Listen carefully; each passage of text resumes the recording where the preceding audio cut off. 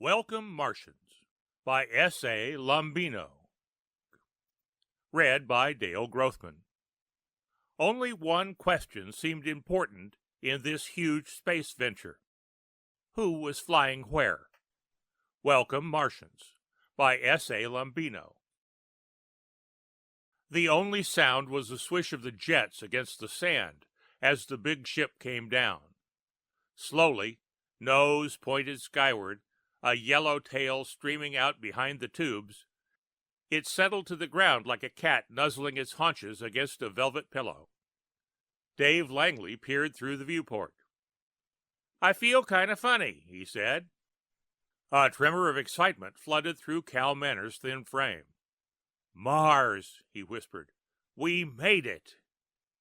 Gently, the fins probed the sand, poking into it. Cal cut the power and the big ship shuddered and relaxed, a huge metal spider with a conical head. Cal peered through the viewport, his eyes scanning the planet. Behind him, Dave struggled into the spacesuit, gathering up his instruments. "I can make tests," Dave said. "Keep the starboard guns trained on me." Cal nodded. He walked Dave to the airlock and lifted the toggles on the inner hatch. Dave stepped into the small chamber, and Cal snapped the hatch shut. He walked quickly to the starboard guns, wiggled into the plastic seat behind them, and pitched his shoulders against the braces. Outside, like a grotesque balloon, Dave stumbled around on weighted feet, taking his readings. What's out there? Cal wondered. Just exactly what? He tightened his grip on the big blasters and trained the guns around to where Dave puttered in the sand. Dave suddenly stood erect, waving at Cal and starting to lumber back to the ship. Cal left the guns and went to the airlock. He stepped into the chamber, closed the toggles on the hatch behind him, and twirled the wheel on the outer hatch. He was ready to move back into the ship again when Dave stepped through the outer hatch, his helmet under his arm. "It's okay, Cal. Breathable atmosphere. And the pressure is all right, too." Cal let out a sigh of relief. "Come on," he said. "Get out of that monkey suit. Then we'll claim the planet for Earth." They went back into the ship, and Dave took off the suit, hanging it carefully in its locker. Both men strapped on holsters and stun guns from the munitions locker. They checked the charges in their weapons, holstered them, and stepped out into the Martian night. It was cold, but their clothing was warm, and the air was invigorating. Cal looked up at the sky. "Phobos," he said, pointing. "And Deimos," Dave added. "Ike and Mike." "Yeah," Dave smiled. "How do you feel, Dave?" Cal asked suddenly. "How do you mean?" "Mars. I mean, we're the first men to land on Mars. The first, Dave." They were walking aimlessly, in no particular hurry. "It's funny," Dave said. "I told you before, I feel kind of—" The music started abruptly, almost exploded into being, tore through the silence of the planet like a strident scream of a wounded animal. Trumpets blasted raucously, trombones moaned and slid, bass drums pounded a steady tattoo. Tubas, heavy and solemn like old men belching, clarinets, shrill and squealing, cymbals crashed. A military band blaring its march into the night. "What?" Dave's mouth hung open. He stared into the distance. There were lights, and the brass gleamed dully. A group of men were marching toward them, blowing on their horns, waving brilliant banners in the air. "People," Cal said. "And music like ours. Music just like ours." The procession spilled across the sand like an unraveling spool of brightly colored silk. Children danced on the outskirts of the group, hopping up and down, screaming in glee. Women waved banners, sang along with the band. The music shouted out across the sand, a triumphal march with a lively beat. A fat man led the procession. He was beaming. his smile a great enameled gash across his face. The music became louder, closer, ear-shattering now. "Welcome!" the shouts rang out. "Welcome! Welcome!" "English?" The word escaped Dave's lips with a sudden hiss. "For God's sake, Cal, they're speaking English." "Something's wrong," Cal said tightly. "This isn't Mars. We've made a mistake, Dave." The fat man was closer now, still grinning, his stomach protruding, a gold watch hanging across his vest beneath his jacket. He wore a white carnation in his buttonhole. A Homburg, black, was perched solidly across his head. "They're human," Dave whispered. The fat man stopped before them, raising his hands. The music ceased as abruptly as it had begun. He stepped forward and extended his hand. "Welcome home," he said. Welcome home? The word seared across Cal's mind with a sudden understanding. "There's been some mistake," he started. "Mistake?" the fat man chuckled. "Nonsense! Nonsense! I'm Mayor Panley. You're back in New Caliph, gentlemen. The city is yours. The world is yours. Welcome home." "You don't understand," Cal persisted. "We've just come from Earth. We've just traveled more than 50 million miles through space. We're from Earth." "I know," the mayor said. "I know." "You know?" "Of course. Isn't it wonderful?" The crowd cheered behind him, telling the night how wonderful it was. Cal blinked, turned to Dave. The mayor put his arms about the two men. "We've been watching your approach for weeks. I'll have to admit we were a little worried in the beginning." "Worried?" The mayor began to chuckle again. "Why, yes, yes. Not that we didn't think you'd make it, but there were some who, here are the television trucks now." The trucks wheeled across the sand, just like the thousands of trucks Cal had seen back on Earth. The television cameras pointed down at them, and the men stood behind them with earphones on. "Smile, smile," the mayor whispered. Cal smiled. Dave smiled too. "Ladies and gentlemen," Mayor Panley said to the cameras, "it is a distinct honor for New Caliph." The crowd raised their voices, drowning out his voice. The banners waved, yellow, red, blue, orange. "Welcome, welcome, welcome." "The distinct honor of New Caliph to be able to welcome Bobby Gallus and Gary Dale." "Gallus, Dale," the voices sang. "Gallus, Dale, Gallus, Dale." "Just a second," Cal interrupted. "You don't understand at all. Those aren't our—" "4 years in space," the mayor continued. 4 years among the stars. To Earth and back, fellow citizens, for the glory of Mars." "You've got that twisted," Cal said. "We didn't—" The mayor took Cal's elbow and turned him toward the cameras. "You were in space for 4 years, weren't you, Captain Gallus?" "Yes, we were, but it wasn't—" "Space," the mayor gushed. "Limitless space, the first men to land on Earth." Again the cries of the crowd split the night.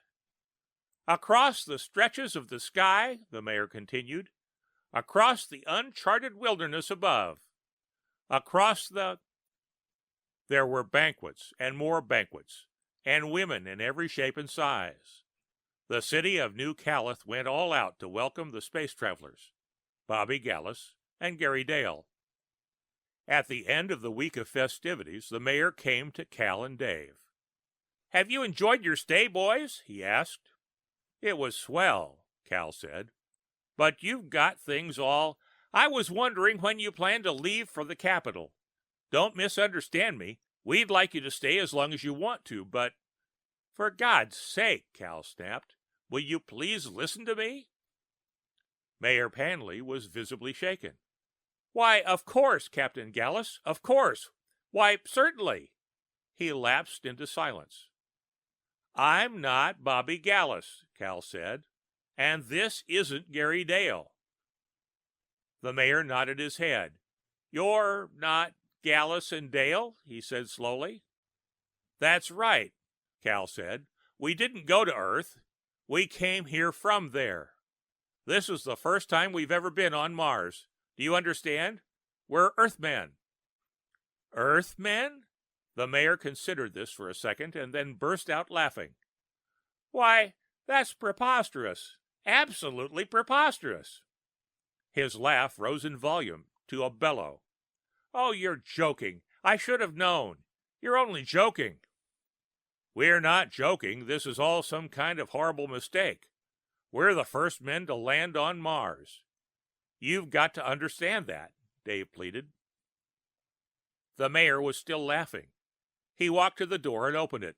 All right, boys, you've had your little joke. You've earned the right to it. I'll make arrangements for you to leave for Dome City in the morning. He shook his head and chuckled again. Earthmen! Tisk, tisk. And then he was gone. They sat alone in the hotel room. It was like any Earth hotel they had ever been in. A big, soft bed. A wall telephone. 2 dressers. 2 armchairs. A big mirror over one of the dressers.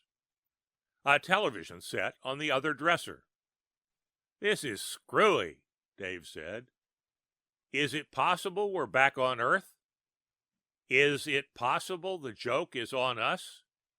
Maybe everyone is just ribbing us. Maybe we've been going around in circles for 4 years. Maybe... No, Cal said. We're on Mars, all right. I don't know exactly how to explain it, but I've got an idea. What's that? Dave asked. Cal shrugged. Probably all wrong, of course, but it has something to do with comparable development of cultures on different planets.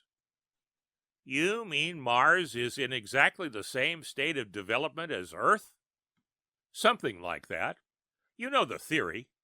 Give 2 different places the same materials to start with, and their cultures will run parallel to each other for the rest of their existence.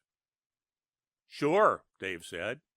But these guys, Gallus and Dale, how the hell could we possibly be mistaken for them? I don't know.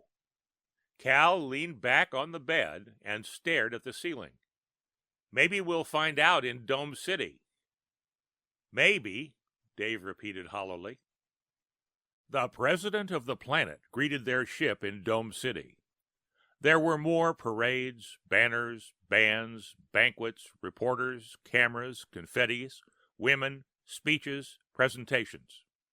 And at last they stood before the president's desk, 2 bodyguards standing on either side of him. He was a thin man, slightly balding, with rimless glasses. Gentlemen, he said, I don't have to tell you how pleased I am. Cal took a deep breath.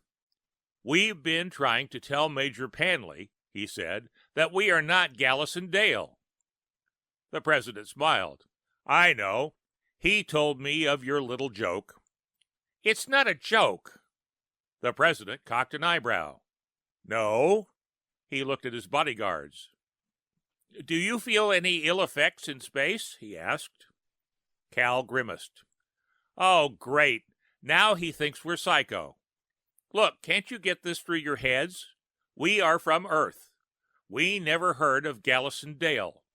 My name is Calvin Manners, and this is David Langley. Very interesting, the president said. He tapped his finger on the back of his other hand and stared at the 2 Earthmen. He reached over toward the intercom on his desk then and pressed a button. Yes, a woman's voice answered. Miss Daniels, will you bring in the photos of Captain Gallus and Lieutenant Dale, please? Yes, sir. The president turned to the 2 men again. Those are your ranks, are they not? Yes, but we're in the United States Army. The what? The United States Army. The United States is a country on Earth. Really? Now we're getting somewhere. What else does Earth have? What is it like? Are the inhabitants intelligent? Yes, we are. We're Earthmen. Can't you understand that? I think you're carrying the joke a little too far, gentlemen. A joke is a joke, but we've spent millions of dollars on your trip. Really, this is no time for banter. Cal opened his mouth, ready to protest, just as the outside door swung wide. An attractive blonde in a smart suit stepped into the room and walked to the president's desk. She kept her eyes glued on the two Earthmen, dropped two large photographs on the desk, and turned. She stared over her shoulder at Cal and Dave until she was gone. The president smiled knowingly. Women are falling all over you two, I imagine. We're both married, Cal said dryly. We don't care for all this. Married? The president was shocked. I thought we'd distinctly chosen unmarried men for the job. Strange. We've got wives on Earth, Dave said. Aha, the president said. Then they are intelligent beings. Pity, pity. A twinge of anticipation curled up Cal's spine. Pity? Why a pity? Why did you say that? Well, you know, surely you realize this was the only flight we could afford. What? For the meantime, anyway, we might attempt another flight in 50 years, 60 perhaps, maybe more. But you've already proven space travel, Captain Gallus. The achievement is ours. All we need now is the money to... Damn it, I am not Captain Gallus, Cal shouted. And we've got to get back to Earth. I've got a kid, Mr. President. He's 6 years old, and... Cal stopped abruptly. Oh, this is all nonsense. Why am I arguing with you? Can't you understand we are Earthmen? What do we have to do to prove it? The president sighed, turned over the photographs on the desk. They were glossy prints of two men in uniform. They were young men in khaki, smiles on their faces. One of the men looked exactly like Calvin Manners. The other strongly resembled David Langley. Here are your photographs, the president said. This is you, Captain, and you, Lieutenant. They were taken before the trip. You're younger, of course. Cal stared at the photograph. It could have been he. The nose was a little sharper, perhaps, and the face thinner. But it could have been he. It could have been he. It's a freak accident, he shouted. A coincidence in two parallel cultures. He saw the look on the president's face then. It was a cold look, a suspicious one. Cal stopped speaking, sweat staining the armpits of his uniform shirt. The president grinned again. That's better. I understand the strain of space, gentlemen, but we must be practical, mustn't we? He paused. Shall we talk about Earth now? The only sound was a swish of jets against the grass as the big ship came down. Slowly, nose pointed skyward, a yellow tail streaming out behind the tubes, it settled to the ground like a cat nuzzling its haunches against a velvet pillow. In the distance, the lights of New York danced crazily, gleaming from 1,000 spires that scratched the sky. The radios blared forth excitedly, and the police cars screamed through the night as they rushed to City Hall to pick up the mayor. Inside the ship, Gary Dale peered through the viewport. I feel kind of funny, he said. A tremor of excitement flooded through Bobby Gallus' thin frame. Earth, he whispered. We made it. The end of Welcome, Martians by S.A. Lombino.